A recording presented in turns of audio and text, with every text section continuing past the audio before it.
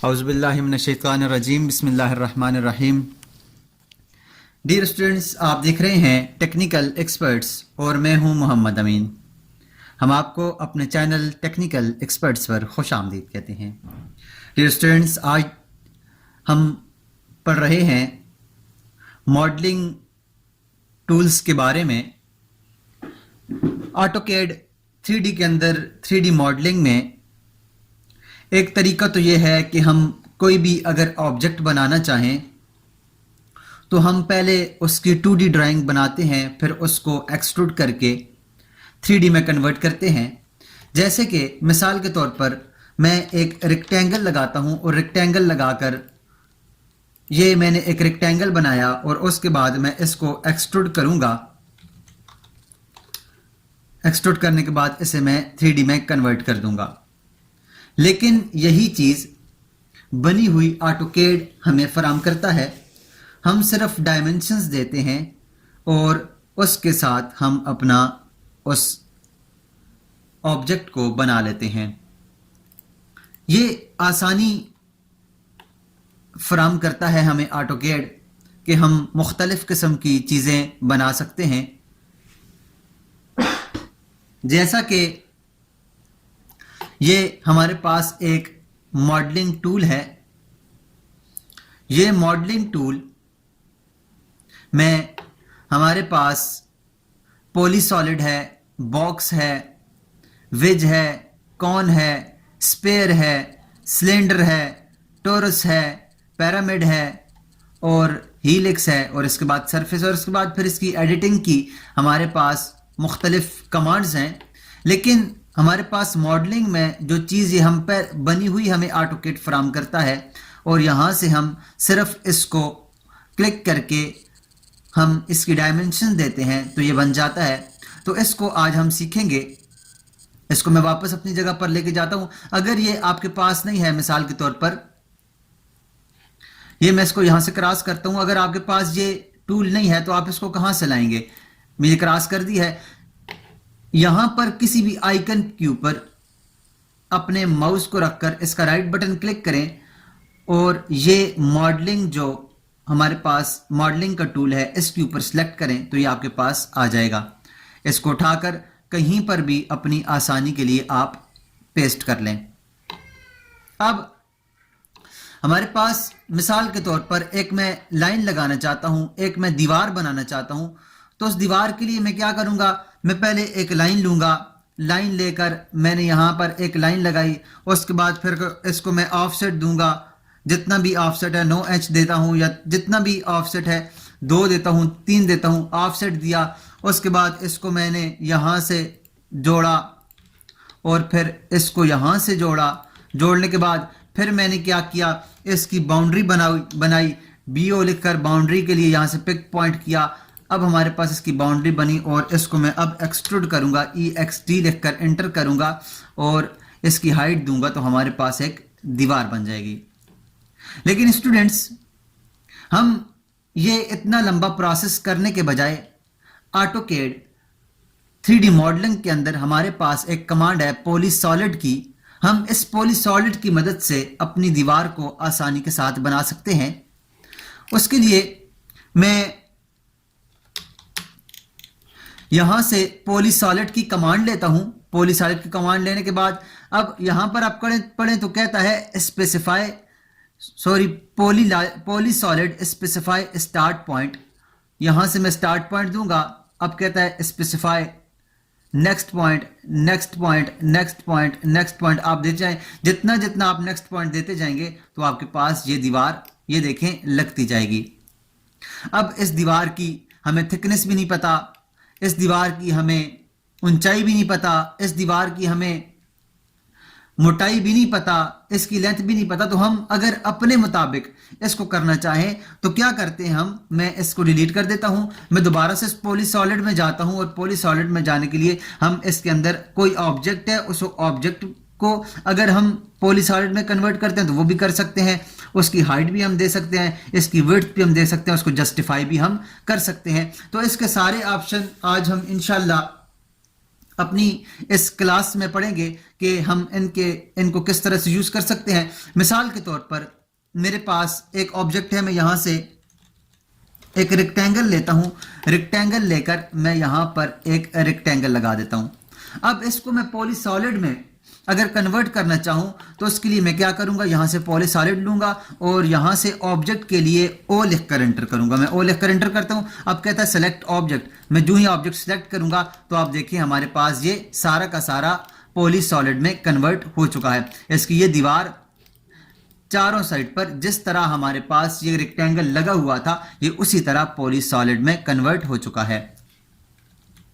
लेकिन स्टूडेंट्स, हमें तो जो किसी भी घर की या किसी भी बिल्डिंग की हमने एक दीवार की ऊंचाई देनी होती है, इसकी तो इतनी ऊंचाई नहीं है, तो उसके लिए हम क्या करते हैं, हम इसकी हाइट को चेंज करते हैं, हाइट को, और इसकी विड्थ को चेंज करते हैं।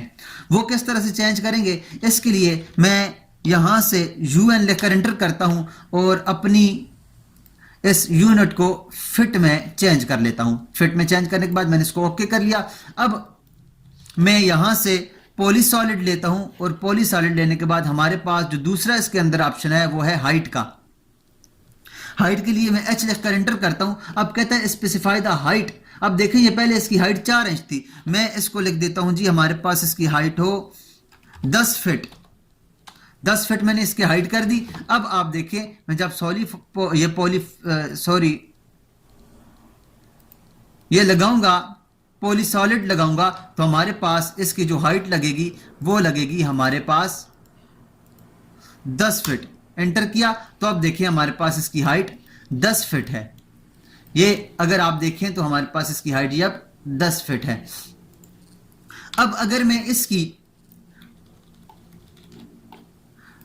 विड्थ को भी चेंज करना चाहूं तो उसके लिए मैं W लिखकर एंटर करता हूं और इसकी विड्थ में कर देता हूं जी, हमारे पास अक्सर 9 इंच की दीवार होती है तो मैं इसकी विड्थ को 9 इंच कर देता हूं। अब आप देखें हमारे पास ये 9 इंच मोटी है, ये 9 इंच मोटी लग रही है और इसकी ऊंचाई हमारे पास 10 फीट है। जैसे भी हम दीवार को लगाना चाहें हम आराम के साथ इसको कहीं पर भी किसी भी तरह लगा सकते हैं।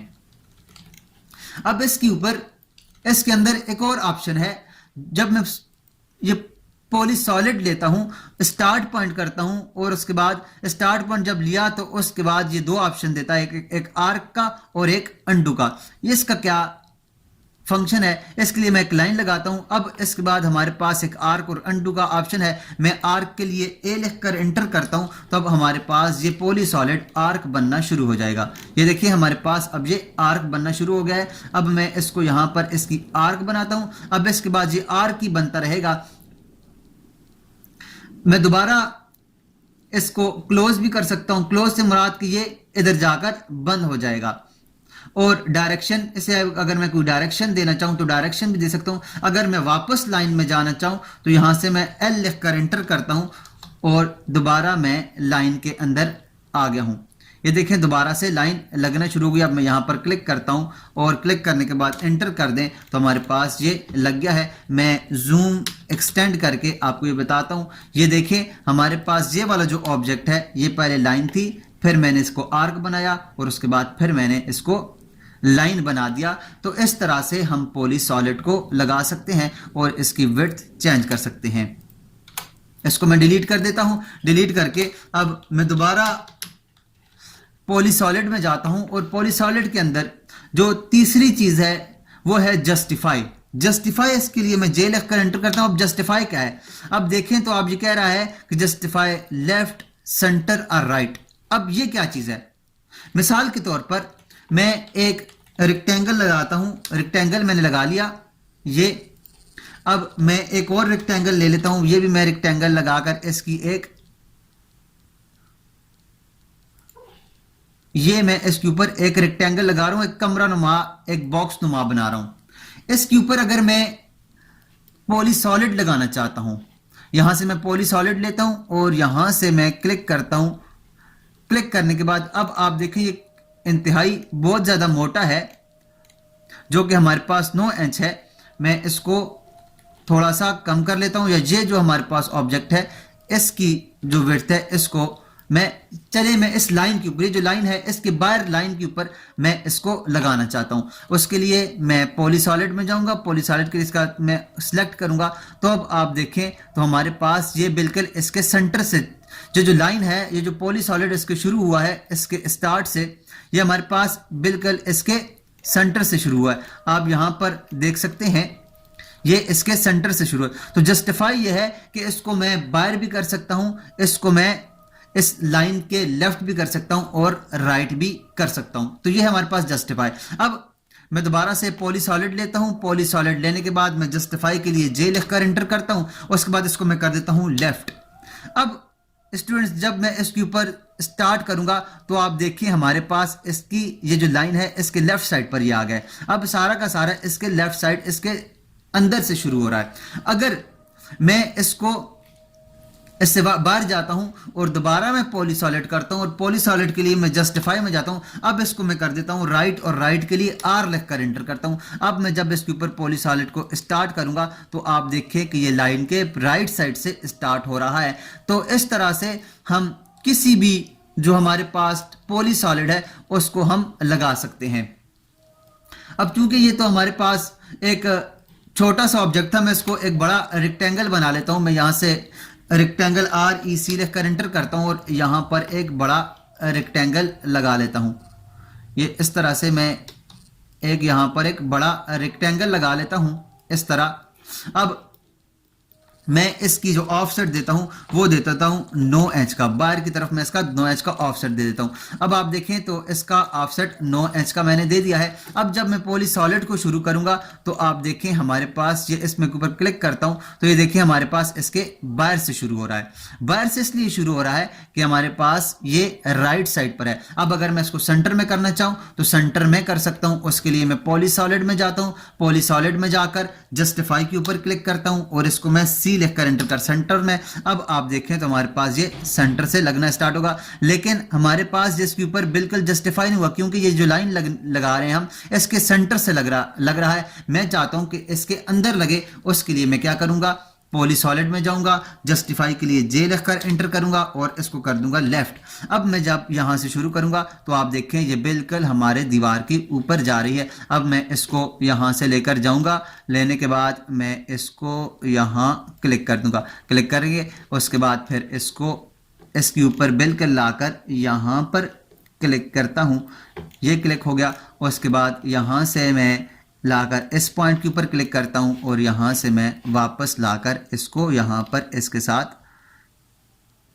जोड़ देता हूं।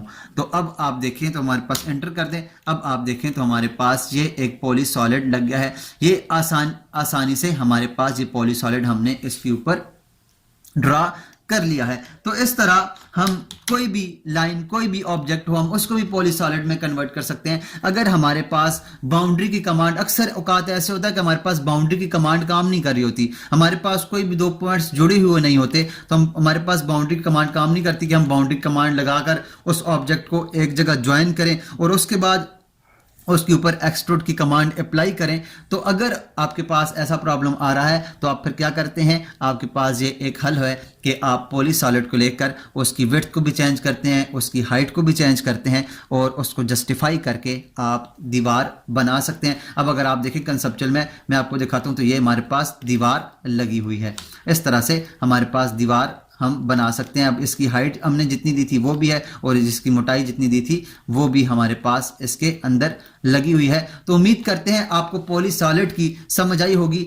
वो वीडियो काफ़ी लंबी हो गई है। मेरा तो इरादा था कि मैं आपको आज ये सारे जितने भी टूल्स हैं वो सिखाऊं, लेकिन तफसीर इतनी ज़्यादा हो जाती है कि इनके लिए वीडियो काफ़ी लंबी हो जाती है। तो उम्मीद करता हूं आपको समझ आई होगी। आज के लिए इतना ही, मिलते हैं नेक्स्ट क्लास में और इसमें और टूल्स के बारे में समझेंगे। तब तक अपना और अपने साथ इर्द गिर्द के लोगों का ख्याल रखिएगा। अल्लाह नेहगबान।